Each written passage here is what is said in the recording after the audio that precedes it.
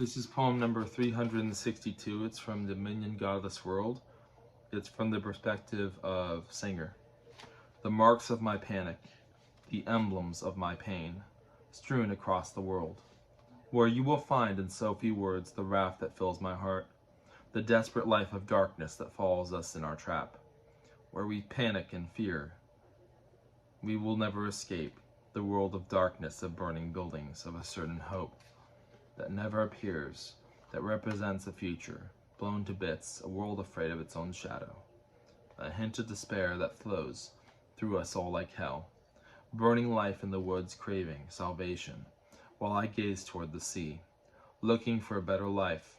We may never find our future, life in veins tormented in a prison, in a cell, watched and invaded by prying eyes that see all heresies in the darkness, itself the true heresy, my life the perfect loaded gun, that pervades all eternity, breaks with its current forever, of these waves that caress me violently, unwavering panicked breaths, wavering only to breathe, taking in only as few breaths as necessary. My immortal heart is open for the whole world to see. The sea is so cold, frozen over, which I can now gaze at and imagine. The ships that have lost their way in the same seas, somewhere unable to find their homes, broken souls never resisting, never resting, their sunlight has long ago disappeared, vanished in the light of the darkness, the loaded gun of my life, unloaded as rounds into the bottles in the ocean, containing the message of hope for all of forever, those lost soldiers out at sea, whose woods will never reach us, whose words will never reach us. My ultimate goal is to be made whole by whoever can see or hear me. The connection is simple, but it's lost forever. What is broken is not so easily fixed. The heavy hand of those holding their weapons falls down heavy upon us. The weapons now blunted work all the same. Heaven and hell are at war in this game. The message that we tell you for all of our lives, the flowing winds guiding these ships adrift to somewhere they might belong. Unstoppable forces of governments, their hammers and their sickles, their desperate taste of their swords, into the sides of the ones who hold the true power. Nothing that can be done to take my power from me.